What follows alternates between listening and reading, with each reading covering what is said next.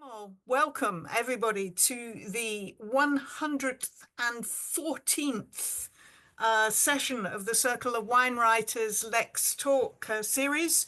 We began that in COVID nearly 5 years ago. So we've got quite a few guests and visitors today. So a special welcome to you. A little bit about the Circle of Wine Writers.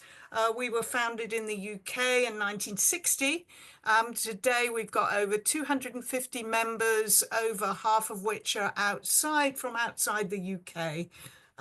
You can find more information about us on circleofwine.org. We're a bunch of very approachable people, writers, educators, photographers, broadcasters, and more. So a particular welcome to today's speaker, Alessandro Masnaghetti. I knew I'd get it wrong. Masnaghetti. Masnaghetti. I have to use my hands for that. And I'm going to pass over to Michel Shah, who's going to introduce him. Thank you. Well, thank you, Wink, and I'm truly delighted to introduce Alessandro Masnaghetti, a figure I've long admired through my deep connection to the Italian wine world.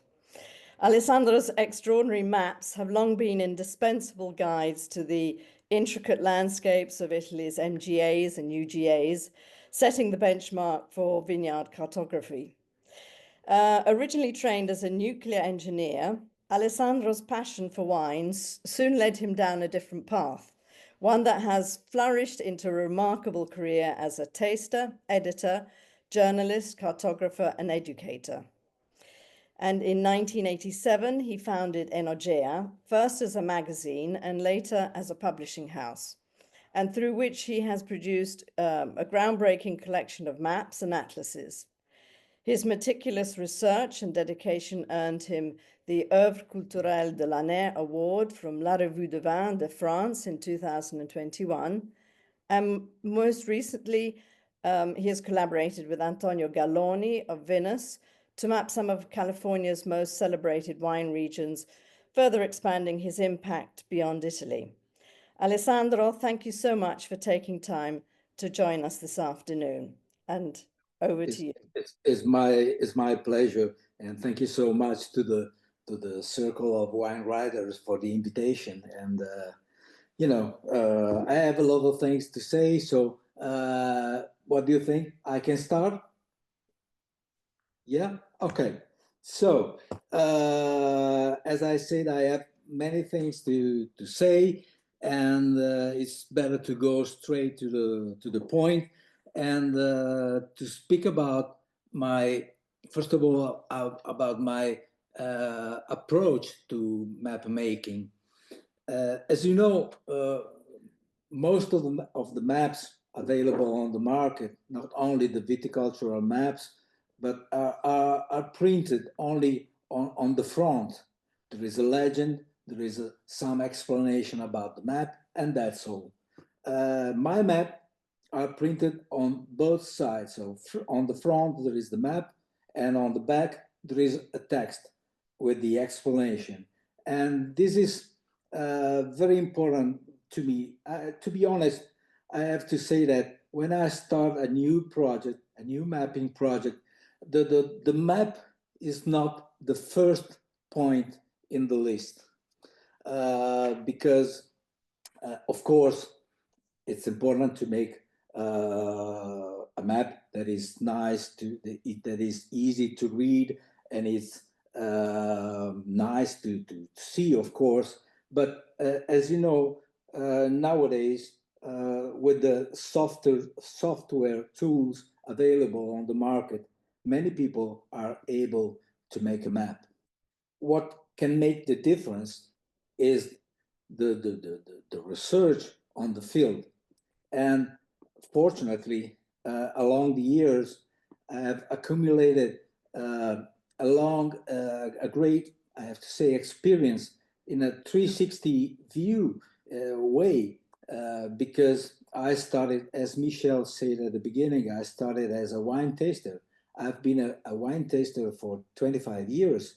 And Michel, we met many times in Bordeaux during the week of the primeurs in the past. And during this period, I've also learned a lot about viticulture, geology, and of course, vinification, enology, and so on. And so this is very important to, in my opinion, to have this kind of approach. So to have multidisciplinary approach to the map making. And what is even more important is to be on the field, to work on the field. So to collect information directly from the wineries. So for every map, I visit almost all the wineries working in this specific area or appellation. And but this is not the most important point. What is even more important is the fact checking and the cross checking, because when you collect so many information, it's difficult to put all the ties together and to reach a conclusion. And this is very important to me, to produce a text that is simple and that can guide the reader through the map. So tell the reader what is important to see and to understand on the map printed on the front. And then also to give some help to when they are on the field, so to guide them on the field, because these maps are intended to be framed, of course, but also to be used on the field. So when you are on the field, you can recognize each single parcel of vineyard. But that said, I have to say that along this mapping experience, two words came out as cornerstone in my map making process. And these two words are context and landscape. And it's important to keep these two words in mind if you are a wine lovers, or even if you are a wine journalist. And the context, of course, as you know, can be of different kind. There is a geographical context, there is an historical context, there is a social context, so many, many different kind of context. Of course, for us, oh, I have to share the screen. I have to share the screen. Wait a second, where is okay, the number 3, share, okay, that's it. So, first of all, this is for us, a geographical context is, of course, very, very important. This is one of the example. This is a map of Piedmont, and in particular of the region of Alba, where you can find the Barolo, Barbaresco, and Roero appellation. And you can see, for example, from this little map here, that the Barolo area is approximately at the same latitude of Bordeaux. And you can say, okay, more or less the same climate, we can say. This is not correct, for example, because here in, sorry, what happened? Sorry. Here, close to Bordeaux, we have the ocean, while here in Piedmont, the area is totally surrounded by mountains. So this is very important from the climatic point of view. Yes, some people can say we have the sea as well here, okay? Here we have the sea, the Mediterranean Sea, but we have the mountain in the middle. So the influence of the sea is completely different than from Bordeaux, for example. And then, of course, we have no time to investigate of each single detail, but another point very important here, we have what is called the Pianura Padana and the Po River that divides the north of Piedmont. Here, we have the Alto Piemonte here. Oh my goodness, what is happening? okay, Alto Piemonte here, and Alba here. And the climate in this case, these two regions are not very far from each other, but from the climatic point of view, is completely different, because the Alto Piemonte is more rainy compared to the Alba region. But moving to another example of context, we are in Tuscany, okay? And normally we go straight to the single appellation. So we have Chianti Classico here, we have Montalcino, we have Polgari, you know. But what is more important when you want to describe a region is to look at the whole area. And for example, for us, and if we want to make a distinction between, for example, Piedmont to the north and Tuscany to the center of Italy, is this mountain range that is called Apennine. And this is a watershed, of course, because the water here is going to the north, here is going to the south. But it's what is more important to us, and from the viticultural point of view and the enological point of view as well, is that this is a climatic watershed, because to the north we have a completely different climate. Normally we have a cold winter and a very warm summer, while here the climate is milder in Tuscany. And if you ever if you know the region, you know perfectly because if you move from north to south, you can see that the vegetation moving from the north of Italy to the center of Italy changes in 10 kilometers. The landscape is completely different. And of course, inside Tuscany, you have different shades, because we have Chianti Classico here in the center, that is a hilly region. We have Chianti Rufina here, that is in the middle of the Apennines, you know, so it's a fresh climate. While here in Bulgaria, we are close to the sea. So the influence, you know, of the sea in Bulgaria is much more important than in Chianti Classico or in Montalcino, while is very, very important in Maremma as well, okay? So I have this slide. Let me move this here, okay. You know, in wine and in viticulture, we have two kind of factors that can influence the final result of the wine. We have human factors and natural factors. Human factors are clones, rootstock, yields, training system, and shared knowledge. Unfortunately, today we have no time to explain this point that is very, very important. But remaining on clones, I can imagine that the question is, well, clones is not a human factor. Rootstock is not a human factor. No, it's a human factor, actually, because it's the viticulture is the man that choose the clone, that choose the rootstock, the training system, while the natural factor like climate, elevation, exposure, and soil, you cannot change. Okay, yes, of course, you can change a little bit the soil if you want, but you cannot change the elevation of the vineyards, for example.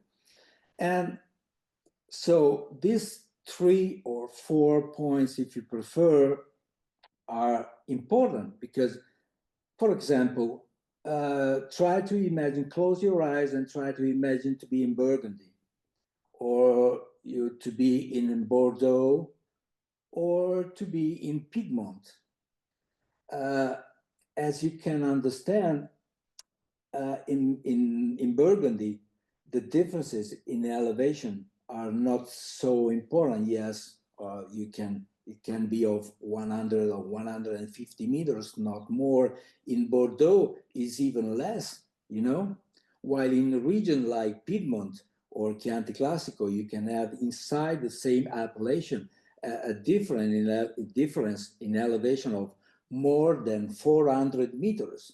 That means that for a grape variety, not only for Nebbiolo or Sangiovese, but even for Pinot Noir or Chardonnay, these changes in elevation is very, very important and can influence a lot the style, the final result, and the style of the wines. Why I am saying that? And because most of the time, people focus on geology. And I'm going to show you something at the end of the seminar, but I want to say something now about geology. So it depends. It depends on the context, because in a region like Burgundy, and even more in Bordeaux, where the elevation, the changes in elevation, the changes in exposure are minimal, it's clear, it's normal that the soil, the geology becomes very important. So we have three factors, and we can say that in Bordeaux, 80% of the final result is due to the soil and to the geology. While if we move to Piedmont or in Chianti Classico, I can tell you that these three factors are more or less of the same importance. So 30%, 30%, and 30%. Because you have huge changes in exposure, huge changes in soil, huge changes in elevation, and of course, huge changes in the microclimate. So this is another kind of context, of geographic context. And just to show you how these factors can influence the wine, we have this table showing that, for example, if you change the elevation, moving to a lower part of the appellation to higher part, the highest part of the elevation, the climate becomes cooler. So the cooler microclimate gives normally crispy fruit and more acidity, while if you move in the lowest position, you have a warmer normally microclimate, so it means darker fruit and lower acidity. But this part is probably the most important one in my talking about context, because we have different kind inside the geographical or physical context. We have different kind of context. We have a large context like Burgundy, Bordeaux, or Chianti Classico, but then we can have micro context. No? For example, take this. This is a hill, okay, and we can suppose that is a south-facing slope, okay.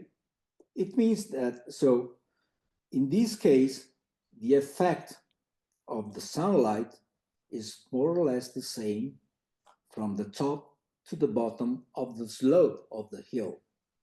But if we change the context, and if we place another hill here in front of this hill, the effect of the sunlight is completely different. So at the top of the slope is still a warm place, while the lower part of this slope is always south facing. Okay, technically it's always south facing as the top, but this part of the slope is in the shade. So the final result is completely different. So that's why it's so important when you are on the field, not moving from one winery to another, running as fast as possible, sending messages, talking to the phone. But it's important every time to stop a little while and look around you and try to understand the surrounding places. And remember that say or writing that a vineyard is south facing sometimes is meaningless, you know. And that's why when you go to the website of the wineries, most of the times the vineyards are south-facing vineyard because the people thinks that the south-facing vineyards are the best one available. This is not correct because, in particular, in this here where we have huge changes in climate, also the vineyard facing east or facing west can be very high quality. And remember also one point, most of the people believe that south-facing vineyards or a south-facing slope is the warmest of all. This is not correct. The warmest of all is the southwest, okay? Then you have the south, and you have southeast and west, more or less at the same level, and then the coolest one is the east-facing.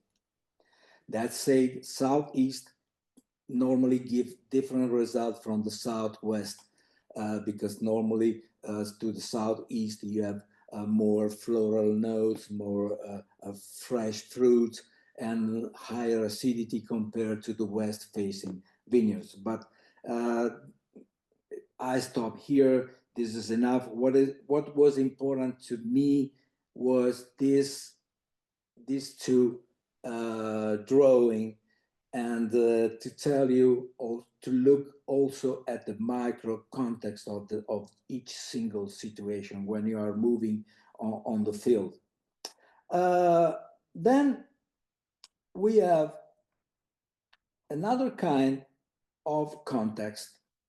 Michel said at the beginning a few words about UGA and MGA system. I don't know if you are familiar with these two words that are quite foggy.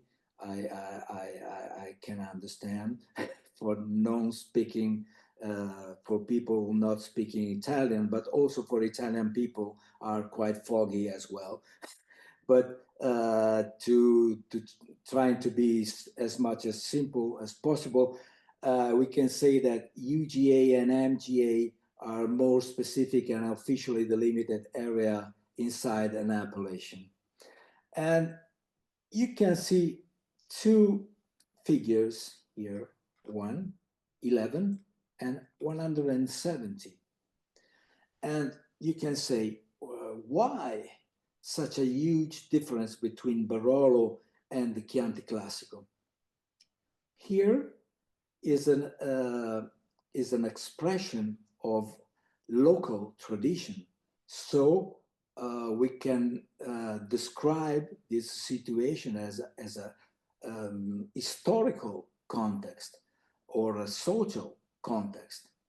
And for example, in Barolo, like in Burgundy, it's normal to have a vineyard that is divided among many producers. So in Brunate, you have, I do not remember exactly, but you can have 12 or 15 producers. In Di Lero, you have 15 or even more producers.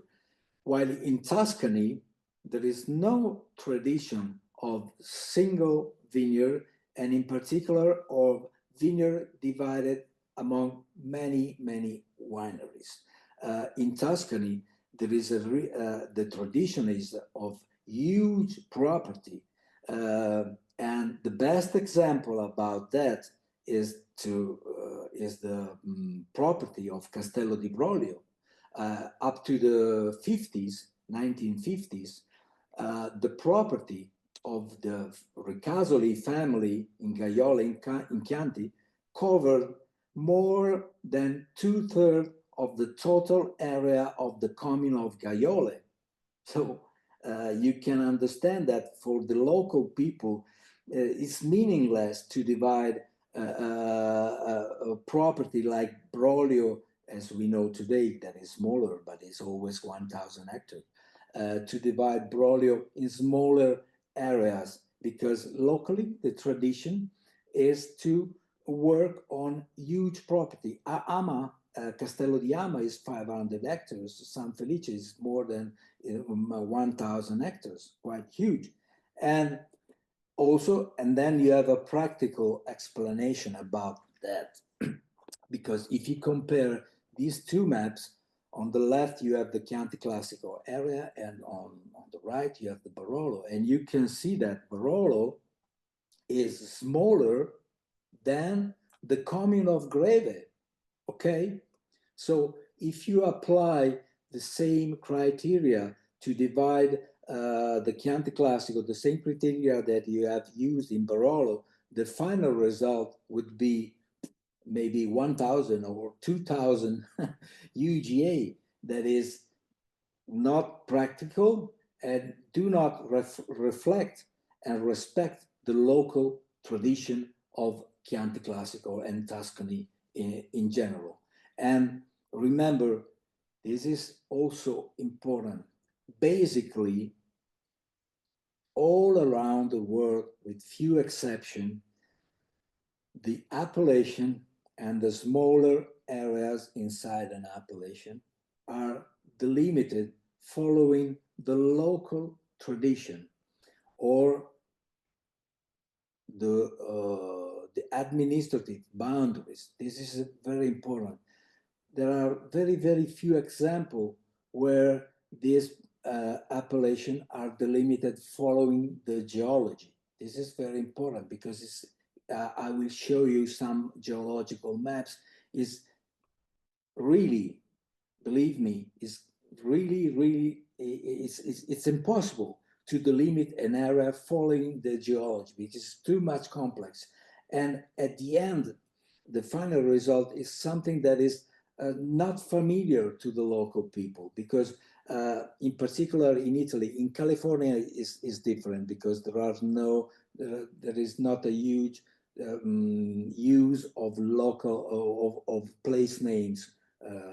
While in Italy, every single creek, every single hill has a specific name. So when you delimit an area officially or not officially, where sometimes in my maps I am delimiting some areas that are not official, but it's always important to have in mind the local tradition, that, and so you have to use name that local people can understand and recognize also on the field.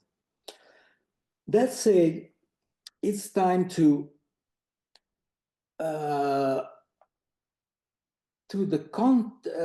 because the boundary between context and landscape is not clear. There is always a transition between context and landscape, and this is the case. This is one. This is a panoramic image that, if you want, you can find on the chianticlassico.com website. So the Consorzio website, there is a section about the UGA, and you can explore the Chianti Classico area through these panoramic images that you can rotate 360 and see, looking around you as you will, as you are on the field. So this is the Greve Valley. And at the end, here at the end of the valley, we have Florence, and this is a straight valley going from south to north with two banks, a right bank and a left bank. But I don't want to tell you about, I don't want to describe the Greve Valley. I invite you to look at the landscape, because what is really important, and this is in every single map, I try to explain to the reader the importance to get the lay of the land, and I prefer to use this expression to read the landscape, because believe me, if you are able, if you learn to read the landscape, in many cases, you do not need a book or and Alessandro Masnaghetti explaining something, because everything is in front of you. And Lamole is one of the best example available. So this mountain ridge that you can see here is called Monti del Chianti, that divides the Chianti Classico from the Valdarno. The Valdarno is on the other side of the mountain range. And from the geological point of view, why it's not, oh my goodness, what is happening? Sorry, it's not, okay.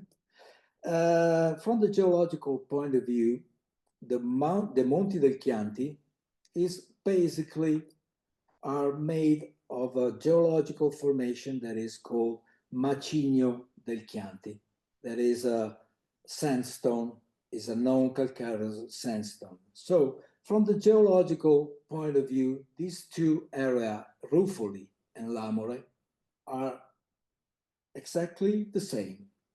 Also, the elevation is very, very similar, because you can see that Ruffoli is 500 meters, Casole is 440. It's quite, it's more or less at the same elevation. But what is changing?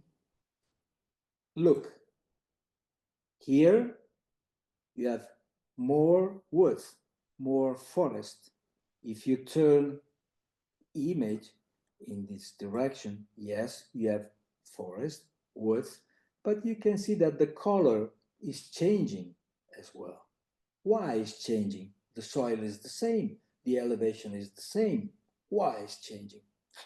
The answer is water. Here in Lamole, you have more water compared to Ruffoli. And remember, again, talking about geology is meaningless if you do not understand that water is even more important, because if you have water, you can have a certain kind of result. If you have no water, the vine reacts in a completely different way, and the final result and the wine is completely different. So it's always important to keep in mind that the water availability in the soil is important. And next time, if you have the opportunity to be in Chianti Classico, I invite you to take this road here. You have Panzano, and you can see here how the changes in landscape is, is dramatic. Because here in Panzano, you have olive groves, a lot of olive grows here, less wood, and then starting from this ridge, everything changes. So next time that you are in Chianti Classico, take this road that goes from Panzano along this ridge, and you can reach Lamole, and then you can go down to Castellinuzza and go up to Ruffoli, and look at the trees. Here in Lamole, you have many different kind of trees, while in Ruffoli, basically, you have only oaks, and in particular, very small oaks, 2 meters, 3 meters tall, not more, while here in Casole, you have trees that are 10 meters, 15 meters tall. And this is due to the water availability, okay? Let's move to the, oh, this image also, again, talk about landscape and context, because you can see here Panzano that is at the top of the ridge, and the ridge is going in this direction to the north. And you can see that you have two different slopes. One slope facing south, that is on the left, and another slope facing east, that is on the right. And from the geological point of view, the entire area here is practically the same, is formazione di Sillano, Pietraforte, and shale, basically. But the result, if you taste the wine here, are completely different because the exposure makes the difference. The elevation is the same, but here in Conca d'Oro, the fruit is darker, the wine have more alcohol, while here on the other side, here in this area, you have more fruit. The structure is more or less the same because the soil gives the structure to the wines, but the climate, the exposure, gives different shades of fruit.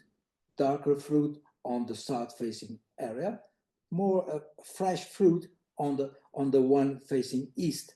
And I can give you some example. Here you have sorry, oh, what's going on? Here you have le cinciole or le fonti, and you can take one bottle each, and you can compare to a wine coming from here. For example, the Fontodi, the Chianti Classico Fontodi, and it's perfectly clear. So let's move. This is a geological map of Barbaresco. Just a few words. You can see here, you have these areas in orange and pale brown to the north. This area is basically the Marne di Sant'Agata Fossili, so marly soil, while to the south, here in yellow, this one and this one is Formazione di Lequia. That is a combination of marls and sand, petrified sand that is locally called Pietra di Langa because it was used in the past to build the houses, because it's very hard, a very tough stone. And with these two distinctions in mind, we can move to another panoramic image. This image, I go back a little while here just to give you a reference point. This is the Barbaresco village, and this is the Treviso village here, okay? Keep in mind these two geographical points. Again, when you are on the field, it's important to have some geographical references because every time you can understand where you are inside the appellation. So let's move to this first image, and you can see Barbaresco here. We can turn the image, okay, and you can see that more or less the shape of the hill is very similar, okay, are basically rounded hills, very gentle, with very, very gentle slope, except in some situation. But here you can see that it's very gentle here as well, but here. And why this hill has this kind of shape, or this kind of profile? It's the geology. This is the typical profile of the hills that you can find in an area with a good quantity of silt and clay in the soil, okay? And I don't know if you ever been in Barolo, and if you have seen the hills of Annunziata. The profile of the hills there is very, very close, very, very similar to the profile of the hills in Barbaresco, okay?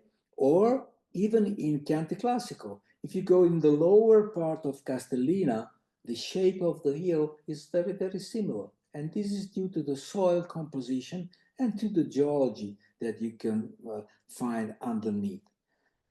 If we move in the disappeared. So no, oh my goodness. Sorry. This is not perfect, But anyway, I can try to explain. So this is Treso, and we are looking to the southernmost area of the Barbaresco appellation, the one that I show you in the geological map that is in yellow. So this area is basically Formazione di Lecchio. And you can see that the landscape start to change a lot, okay? You can see that here we have this kind of um, uh, in Italian we call it rocche and we call it calanchi. In English is cliff. We can call it cliff or ravine or gully. It depends, you know. But it's important that you can see that the landscape is very, very different because there is more erosion. And why there is more erosion here in the southern part of Barbaresco? Because the Formazione di Lecchio has a higher percentage of sand, and sandy soil are normally more subject to erosion compared to the clay soil and the silty soil. And again, you don't need to look at the geological map to understand that in these two areas, you have two different kind of geological formation. But this is nice when you are on the field or when you are looking at these panoramic images. This is a preview of my upcoming Barbaresco MGA 360 website that is going to be published in April or May, more or less. But also, if you look at this kind of map, that is a digital elevation model, and this map, these models are available on internet. Also, if you look at to a Google map, if you select the landscape view of Google Maps, you can see this kind of a digital elevation model.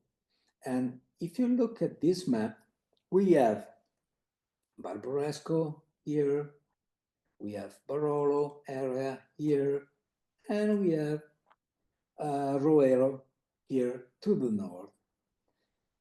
If you look at the shape of the hills here, you can see that those hills are very similar. Why? Because in this area, basically you have marly soil. You have Marne di Sant'Agata Fossili formation. While here to the south, here, you can see that the landscape is more dramatic, there is more erosion. And here you have Formazione di Lecchio, okay? And sandy soil, more erosion.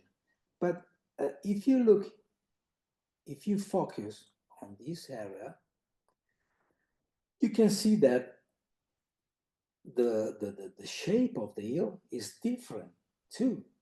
There is even more erosion compared to this area of Formazione di Lecchio. Why? Because this is in this particular area of Roero, you have Pliocenic sands. So these are true sandy soil. So very, very, very sandy soil. And the typical shape of the hill of sandy soil is this one that you can see here. So you don't need to read a geological map. You have only to look at the landscape, and you can understand that these three regions have different geological formation underneath. That said, we have this slide that is important because every time I know, because I did the same when I was young, I'm no more young, unfortunately. I took a geological map trying to find the explanation. But remember, a geological map tells you about what you can find deep in the soil, describe the bedrock, while for us, what is important is the soil. Of course, the soil can be divided into soil, topsoil. You can make many distinctions, but basically for us, to simplify as much as possible, what is important is the difference between soil and subsoil. Subsoil is normally called bedrock, and soil is the layer to the surface. And normally, many many producer says that, oh, the roots of my vines goes deep in the soil, deep, reach the bedrock, goes down 5 meters, 6 meters, 10 meters. It's not correct. Absolutely. Remember that up to 80% of the roots of the vines grows in the soil. And normally the soil, the thickness of the soil goes from 30, 50 centimeters up to 1.5 meters or 2 meters, not more. And then when the roots reach the bedrock, the roots stops to grow. Yes, you can find some roots down in the bedrock, but not a lot. And I can show you here. I try to zoom a little bit. You can see that this is the bedrock, okay? And this is the soil. You can see the roots are there, okay? But here you cannot see any roots there, okay? So that's why for us it's very, very important to talk about the soil. And basically, in particular in the region of Barolo, but also in many other places, we can divide the soil in young soil and evolved soil. What does it mean? Is here we have the explanation. Young soil are created by continuous erosive action of atmospheric agents, you know, and are typical of the very steep slope like that. While on the evolved soil, you have more accumulation and are typical of the gentle slope. And remember, these two kinds of soil gives very, very different results. Normally, the young soil, in particular, talking about Nebbiolo, but Sangiovese as well, reacting the same way to the different soil. You have on young soil, you have more classic style for the wine, while on evolved soil, you have normally more structure and more fruit and particularly more color. And for example, again, the landscape, if you are able to read the landscape and you become familiar with the shape of the hill of Barolo and Barbaresco, you don't need to go into the vineyards to get which kind of soil you can have there. You have only to remember the profile of the hill. So if this is the typical structure of a ridge in Barolo. In Barolo, normally all the ridges has this asymmetric profile. So there is a steep slope here facing south and a gentle slope here facing north, northwest, northeast.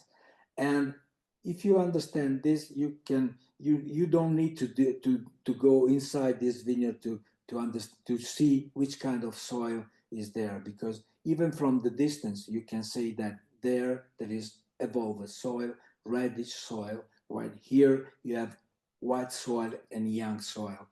And another advice,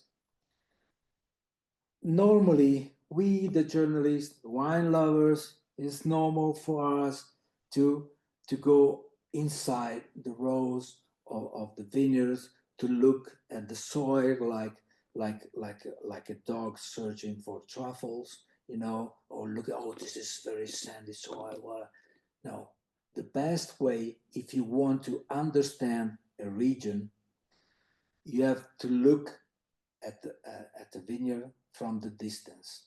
Okay, you have to place yourself on another ridge and look to the place where that you want to learn. So, for example, Vigna Rionda, is better to look at Vigna Rionda from Monforte, looking towards Serralunga, because it's the best way to understand the shape of the hill. So remember, first of all, when you are in the area, if you want to understand a particular vineyard, you have to look at the vineyard from the distance. And then you can go inside the vineyard and look at the single detail, but it's always important to look from the distance. Alessandro, I'm sorry to interrupt you. I just want Too long. to say we have 5 minutes, 5 minutes left. Yes, and in 5 minutes I'm gonna finish. Perfect. Thank you. And this is an example of a landscape that tells you about the soil. Okay, this is a very gentle slope. Okay, very gentle. And if you look here, you can see perfectly the color of the soil is a red soil. This is a typical color of an evolved soil.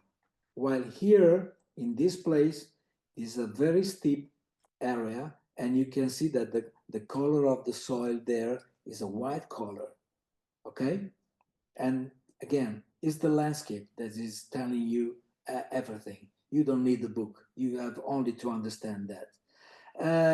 May I tell you, if you want, I would like to say you something about this point, that is the climate change. So in the last 20 years, every year I ask each single property to send me the harvest date of each single vineyard of Barolo, and I collect all this information from about 200 wineries in the area. I collect this information. I make a statistical study, and here you see this vertical line in the middle. This is the average harvest date in Barolo. That is 7th of October. Okay. As you can see here in the lower part of the table, here are from the 74 up to the mid 90s. You can see that basically most of the vintages here are late ripening compared to the average harvest date of the decade from 2007 to 2016. Okay. While if we move to the upper part of the table here, that is even more clear here, you can see that the the the big difference is that we have continuous changes from early ripening vintages like that to late ripening, early ripening, late ripening, early ripening, late ripening. And this is what is happening in the region of Barolo. So we are not moving constantly towards early ripening vintages. But what is happening now in Barolo is this continuous variation between early ripening and late ripening vintages. And this is the great big difference it's a big